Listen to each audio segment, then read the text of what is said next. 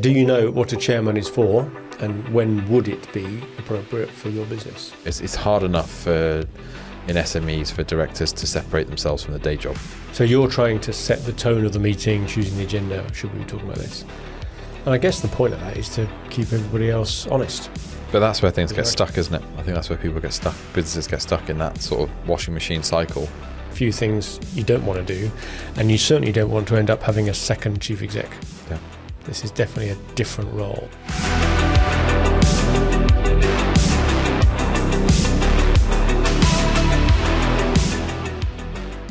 So I understand you've just been camping. I have been camping. Did you get any management lessons from camping? Back to basics.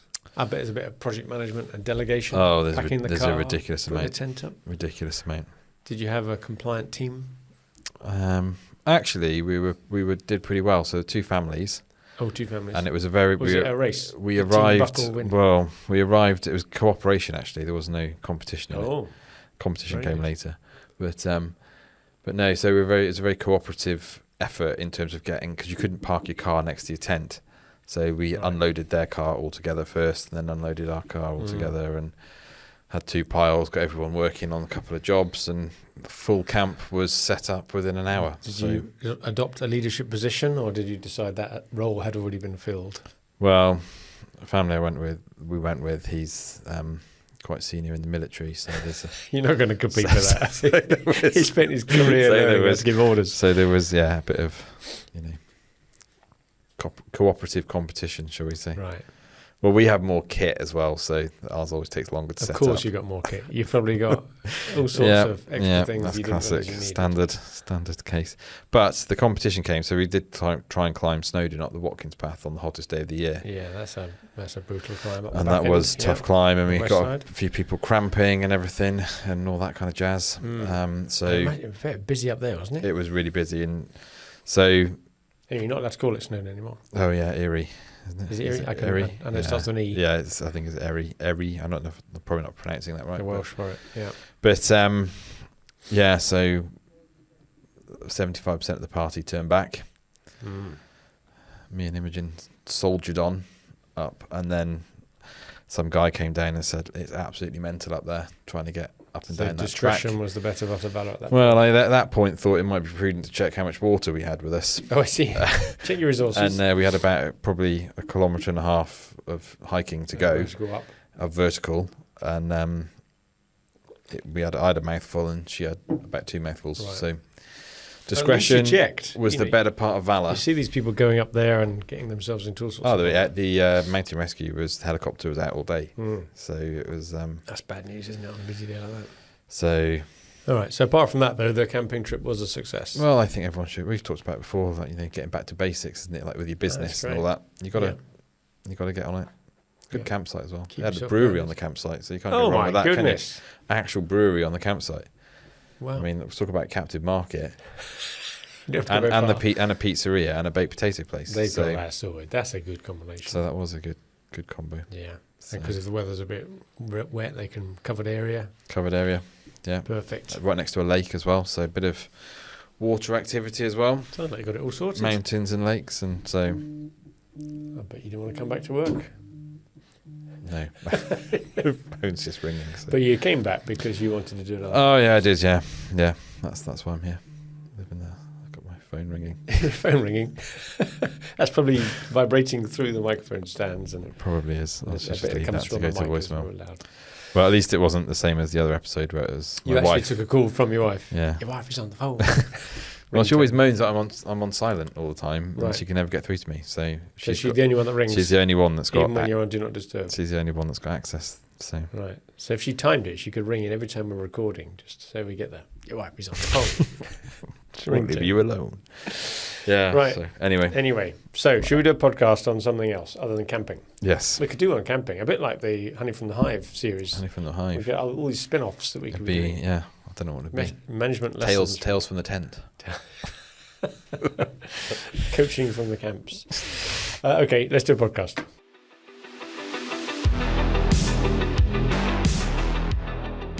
Hello Hello and welcome to another episode of the SME Growth Podcast from Wellmeadow, where every week Rich and I sit here and try and give you some insights into something useful or interesting designed for owners and managers of small and medium-sized businesses. And this week we've chosen a subject which is nothing to do with HubSpot.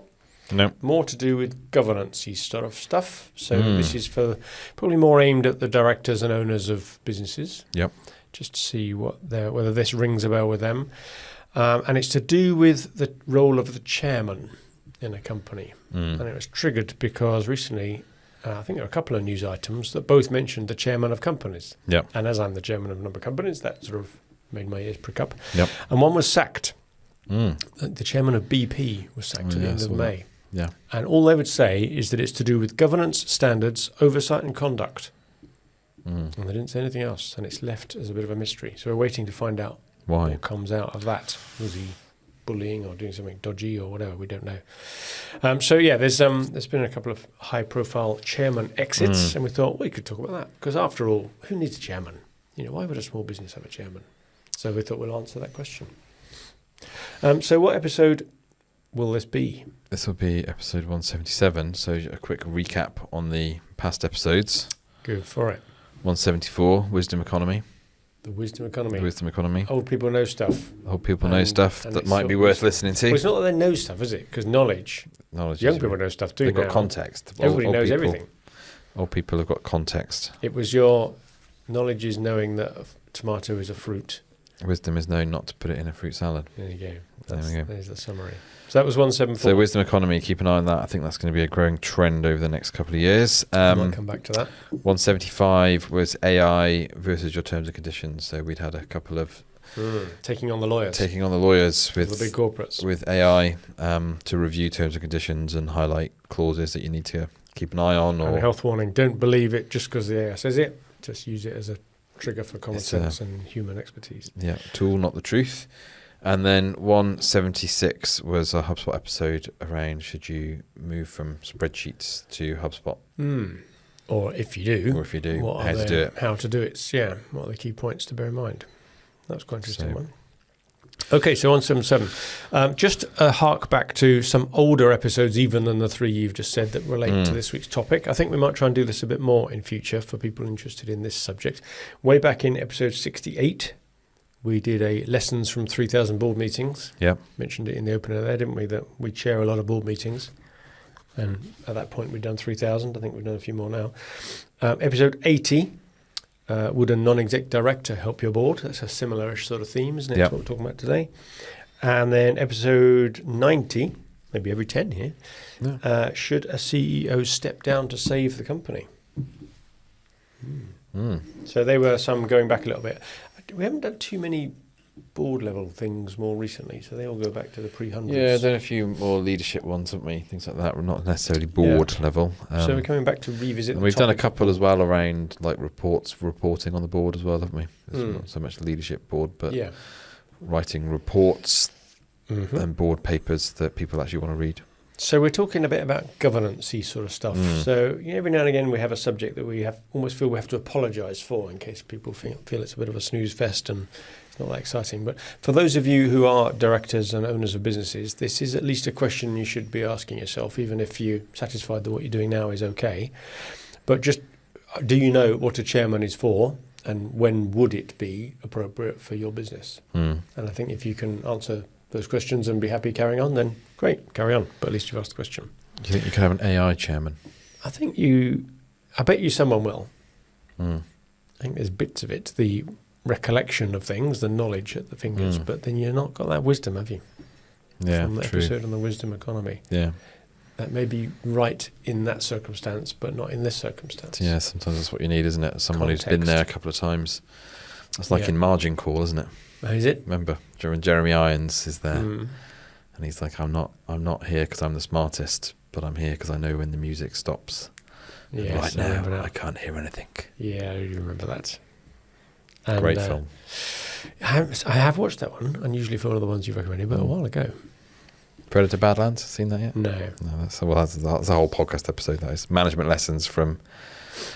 That's a new podcast series. That is management lessons from Predator. Just from Predator. So what's the chairman for? And we both do chairing roles. What's the point of a chairman? What does a chairman do? Well, it's not to do the day job, is it? That's what it's Definitely not. not a day job, no. So You're non-exec. Yeah. You're hands-off. Hands In off. fact, some PLC boards, a lot of them are non-exec, aren't they? Yeah. The MD comes along as the only person who actually is involved day to day. But that's not true of smaller businesses. Nearly everybody else will be hands-on, but the chairman isn't. So that's what they don't do, yeah. So lead the board, manage the board agenda, Yeah. try and keep the meeting. And that's quite tricky, isn't it? Especially if you're an outsider, Yeah. as you almost certainly, well, I say almost certainly will be. You might have once been the managing director, I suppose, but you're not involved day to day. So you're trying to set the tone of the meeting, choosing the agenda. Should we be talking about this? And I guess the point of that is to keep everybody else honest. If they choose their own agenda, they're kind of marking their own homework, aren't they? Make sure the right sort of issues are discussed, that type of thing. Yeah. Challenge, offer a sort of a constructive criticism to the CEO. Yeah, it's the critical friend.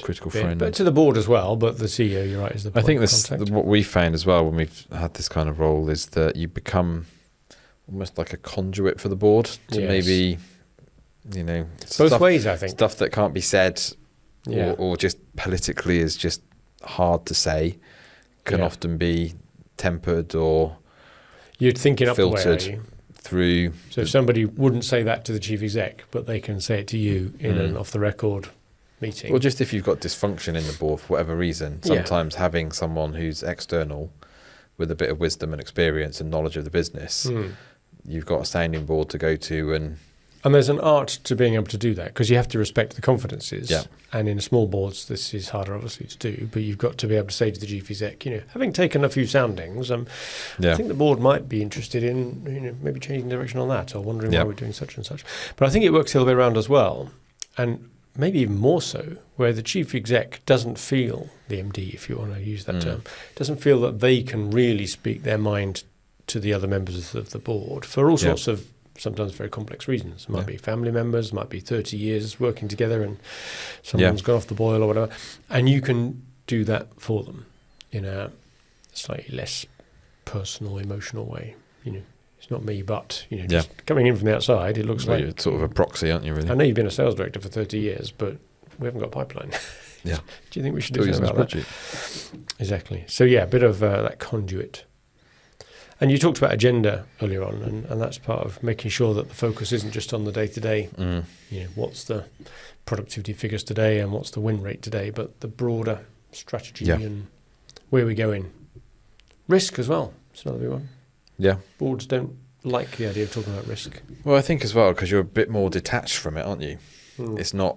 It's quite easy to look at something from a more objective standpoint and go, there's a risk there, there's a risk there, there's a risk there, there's a risk there, when you don't actually have to do anything about potentially mitigating. If you're just there to highlight it, then actually you haven't got the job of, that's the job of the CEO or the team to say, okay, well now that's highlighted, let's put something in to fix that or mitigate.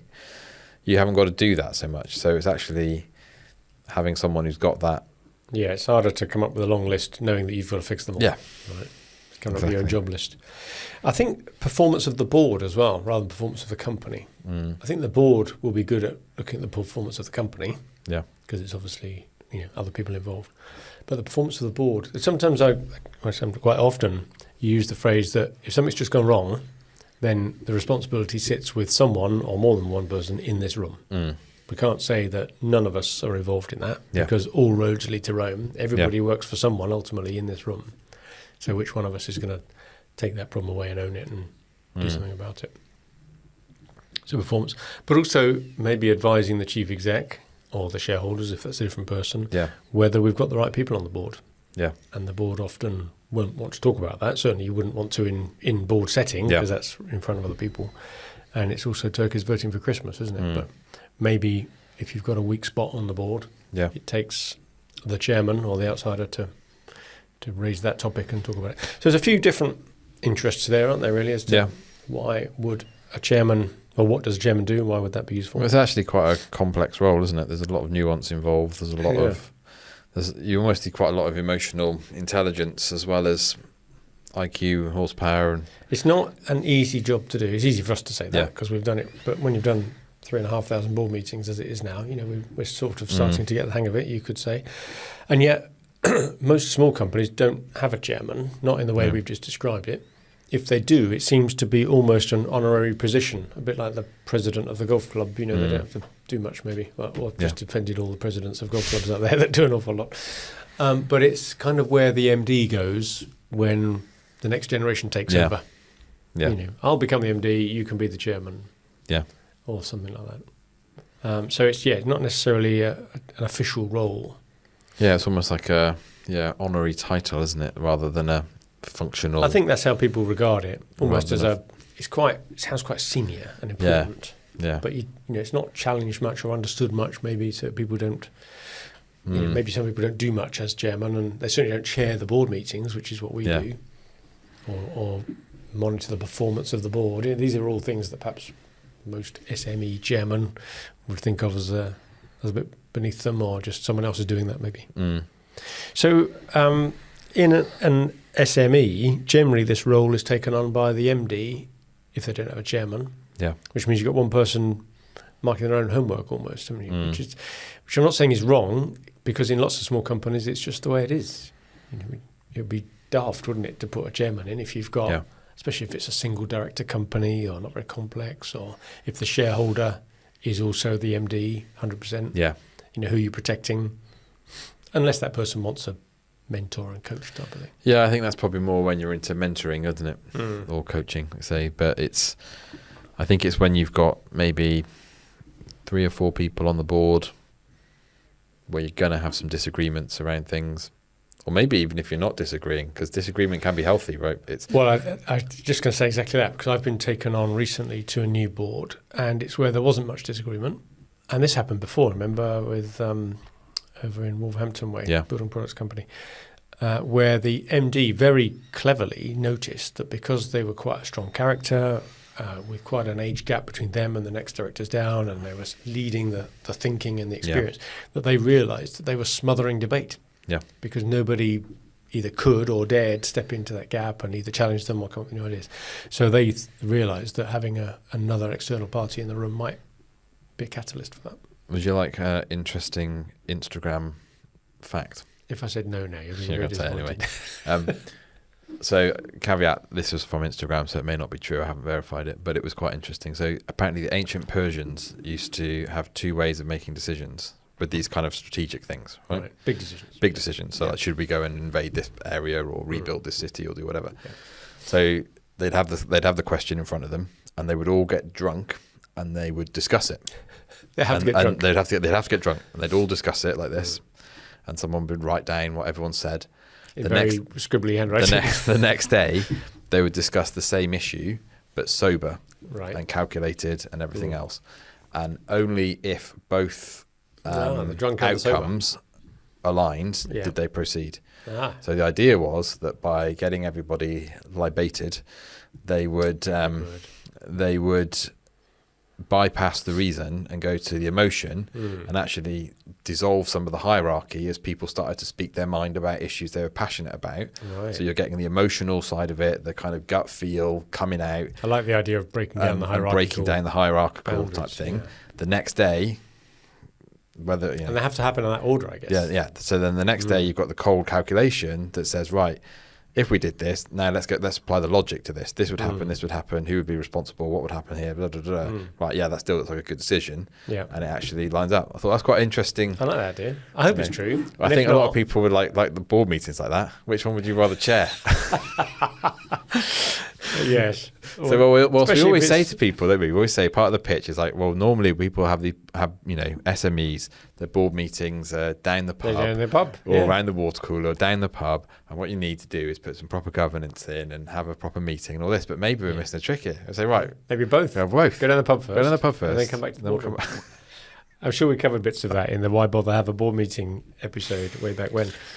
But I thought it was just an interesting insight. There's some interesting insights in that. I mean, you maybe don't have to get drunk to actually just say, well, what happened And maybe that's a role that a chairman provides, right? Get the CEO out of the room and have the chairman discuss with the rest of the board. Or even with the CEO in the room, manage the discussion in such a way that you encourage. They say in Japan, they invite the opinions of the most junior person first and work their way up the hierarchy. Yeah. Otherwise, there's a danger that hierarchy dominates and leads to thinking. Maybe it's a similar sort of thing. Yeah.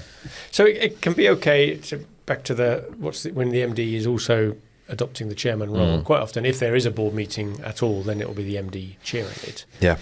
And what we're saying is that's not healthy. You really want the MD freed up from that process so they can be a full-on participant of the meeting. And when we're chairing it, we're not just setting the agenda and asking different people to speak in a very sort of public sector-y sort of way or trade union-y way. We are managing the conversation and contributing to the debate, but we are letting the conversation flow. Yeah. And we do, hopefully, bring out some of the quieter members and ask everybody their opinion, all those sort of chairing skills that you have. But if it's done on your own, that's fine. MDs can do their own. There are benefits to it. You could probably have faster decision-making. It's certainly helpful if the MD has got a very clear view of what they want to achieve and they're driving something through. Yeah. They might think that a chairman would get in the way by challenging that too much or asking for consensus all the time. They just want to plough on. And certainly if there's a very strong link between the ownership and that MD person and the drive they've got, all that energy. But as we said before, you could have some risks as well about marking your own homework and no one asking the awkward questions. So do you think SMEs should always have a chairman? Probably not, always. I think probably not. Maybe not in an official capacity, but I think there's a lot of benefit, particularly back to that episode we did about, lonely at the top type of thing, episode 173, having external input, even if it's informal, doesn't necessarily need to be official, paid for, non-exec type thing. But even if you've got someone to talk to who's going to give you honest feedback rather than just tell you what they think you want to hear. Yeah. And who knows then, in time, maybe that grows into an official chairperson role. Yeah. So it could be just a non-exec advisory role. Yeah. Might even operate outside the board meeting and not chair the board meetings, but at least advise the board, but ideally in the board meeting. So, do you think it's true that if a company is reasonably stable, profitable, not very complex, that's okay to not have a chairman person? You'd certainly hear people say that, wouldn't you? That nothing's broken, don't fix it. And we've seen that before, haven't we? Where we've had engagements like that, where it's people like the idea of it. It sounds grown up. But the reality is, well, I'm just telling you everything that I already know. It's harder to add value. But then on the flip side, everything's going well. That's a good time to take on something so they're used to it. If you've been in there for a few years, you're familiar with it. Then if something goes wrong, especially in a succession type situation or an acquisition, all these moments where actually having someone who's around and can advise if the MD is no longer available or something. Insurance policy type of thing. Yeah, so it can be helpful for that sort of thing. Even if it's someone and you're not looking to take on paid help to do this, but you know someone who would be able to fulfill this role, it's still interesting to know whether that person could come in and do the challenging and the continuity bit. Yeah, I think that's the thing, isn't it? You've almost got to have a checklist of things that would be what would be a good set of criteria that we would need, someone who could challenge. So maybe you don't want someone that's too close to you then, because, we need someone with specific industry experience. Now, sometimes that might be helpful, but other times it might be useful to have someone from a different industry. Well, you see that when private equity take on firms, they often install a chairman, either someone on their own books or someone they know through the network, and they're often taken on with industry experience. They've got the black book of contacts, either for customers or for key employees, and they're not necessarily taken on for the role we're talking about, which is the governance-y angle. Yeah, it's more kind of, I guess, market access, isn't it, and credibility, trustworthiness, brand, and maybe someone who's been through an M&A process before. So if the newly acquired company, the MD, it's their first acquisition being brought out, then they perhaps need to be shown the ropes how to deal with a PE owner, because that's a different sort of world, isn't it, really? So that can be handy. Do you think it's important to separate the roles then? Because some chief execs will say, I'm the chairman as well. I'm here to manage the performance of the other directors and to make sure that we've got the right agenda and all of that. In larger companies, you can't. It's the part of the governance rules, isn't it? In PLCs, you have to have this, the recommended approach anyway is that you have this separation of the roles. I think it's very hard, and we see this a lot. It's hard enough in SMEs for directors to separate themselves from the day job and actually think. I'm thinking as a director now in terms of interest of the company, director's duties, all of strategic level versus, right, I've just come off a call to fix a problem with so-and-so because Jim's going to get to site on time, and very tactical day-to-day operational type of thing.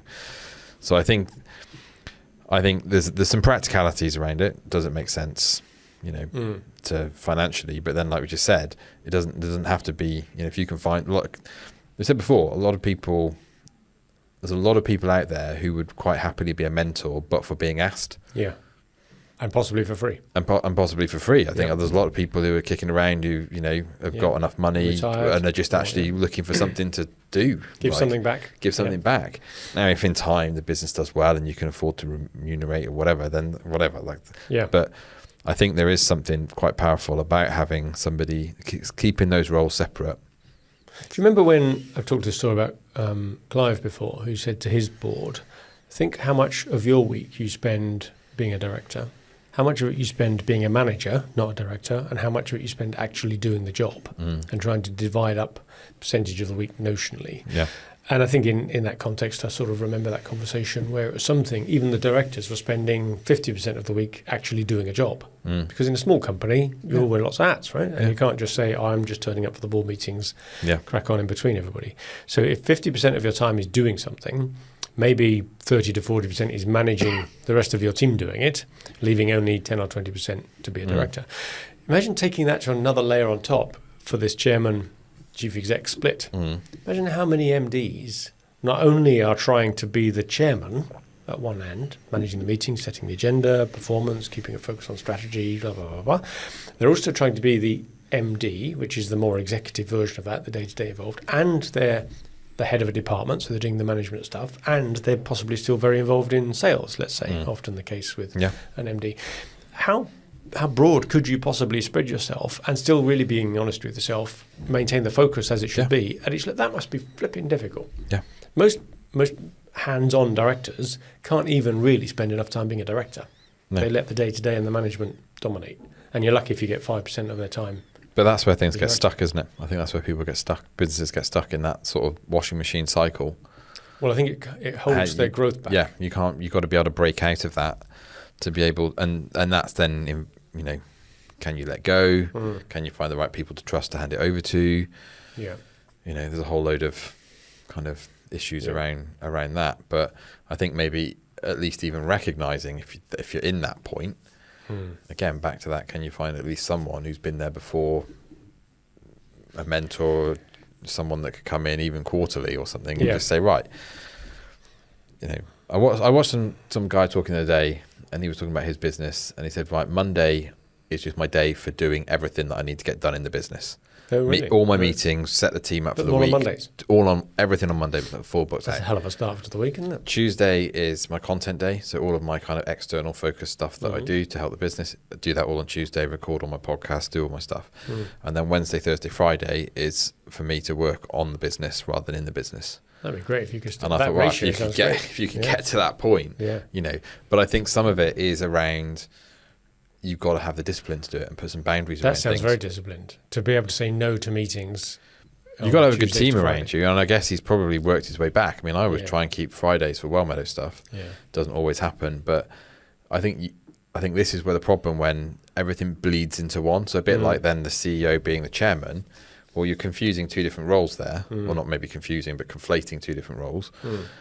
Without having those proper boundaries between them. Yeah. They are different roles. They serve different functions. And it's hard to be able to do both at the same time. Yeah. They even say that a good chairman should in some way complement the MD chief exec by having a different personality, a different style. Well, that's very difficult to do if you're the same person. Yeah. So if you've got a very energetic, enthusiastic, entrepreneurial type that's a bit, get the job done, count the bodies later, very red in our insights terms, then you probably need a more calm, collected, measured person as the chairman who can sort of slow things down a little bit and reflect. So I think it's back to that. Yeah, if that's the role of the chairman, is to offer those perspectives, then one thing that even if you didn't have a chairman, one thing they might be saying to you as a busy MD is, where's your prioritised? Yeah. Where's your priorities lying? You're spread too thin. You can't push 100 things forward one at a time. Where's your maximum kind of effort to reward sitting? Totally get it. Yeah. I think there's a few watch points as well on what can go wrong. Just if you're thinking of taking on someone from the outside to do that, there's probably a few things you don't want to do, and you certainly don't want to end up having a second chief exec. Yeah.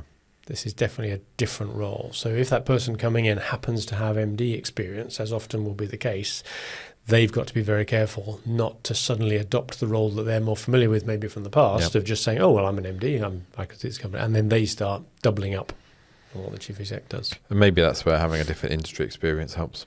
Yeah. Just because otherwise it's that we always used to do it this way. Yeah. They've probably got to listen more than they speak as well. There's a danger that a chairman comes in thinking they know it all and they just give advice all the time. 2 ears, 1 mouth. 2 ears, 1 mouth. Use them in that proportion. And what other sort of things do you think we need to be careful of if we're looking at what can go on? Well, I guess people who've come from big companies with a lot of resource, a lot of process, that can be an governance, into an SME world where things are maybe a little bit more fluid. They come from a PLC or something. Yeah, we've seen that a couple of times. Expect there to be departments for everything. Yeah. So you've got to, if you need, like I'm saying, it's not an executive role, but you still need someone with the mindset that understands and appreciates that the team have to roll the sleeves up. There's not going to be a whole load of people running around doing all this stuff. It's not going to be the same. What about that MD that brings in their best mate to be the chairman? Someone from the rugby club or went to their school or something. Think that can work? I'm not sure. You've got their trust, haven't you? But there's a danger that it won't be perceived to be very independent. Yeah. Yeah, I think having a bit of distance is sometimes helpful. People would be honest with the chairman if they knew that they were best buddies and went skiing every year with the MD. Probably not going to work too well. I'm not sure it helps from that point of view of meritocracy and it's that back to that who you know, not what you know type of culture. I think it's all about the behaviour, isn't it? That maybe it could work, but it would be harder. You've got to prove yourself in a different way then, I think, if that's the route you've come at it from. Yeah. And anyway, you've got to be the right type of behaviour to fulfil this role. You can't be too forceful, can you? You can't just. I think you'd have to have quite a lot of integrity and robustness in your character if your friend brought you in to then be able to go to the rest of the team and say, right, I know sometimes he can be a bit like this, so you've been there too, and I'll shape it. Yeah, that's. But it can be helpful to say, look, I know he's like, I know him for a long time, I know you've all worked with him for a long time, that sort of. But I think on balance, it's probably better not to be drawn in by that, because every now and again, you're going to have to say to the chief exec, look, I think your time's getting close to the point where you need to think about succession, or maybe you've not done that too well and you need to admit your mistake, or, something that's a bit more. But I think as well, sometimes you want to mix your social life and your business life, personal and professional life, that much as well. I mean, that's true. Just in general terms. It's sometimes you want that separation. Again, back to the whole boundaries thing of just when I come to this space, I can relax and just whereas if you're constantly thinking, oh well, is this a business meeting now? Are we talking about shop? We're just watching the rugby. Talking about that what we're doing camping trip we've just been on at the weekend or something. Yeah. So it's a bit alienating of everybody else. Okay, well, I'm not sure whether people listening to that will be rushing out to necessarily say, oh, I need a chairman. But like I said at the beginning, at least think about it. At least if you're not going to do it, be satisfied that you're doing it because you shouldn't be doing it, rather than just it's a bit inconvenient having someone else to come in and take part of your train set. Not running it, but just helping you to challenge whether you're running it well enough. Keep it on track. Steaming ahead. Very good. Thank you for listening to another episode of the SME Growth Podcast from Wellmeadow, where we're just full of ideas of things that you can be talking about in your board meetings, and hopefully that's another one to just ponder, maybe in your own or talking to the rest of the directors about it. If you think someone else may be interested in that, maybe in another business, please forward them on our link. In the meantime, good luck with your business.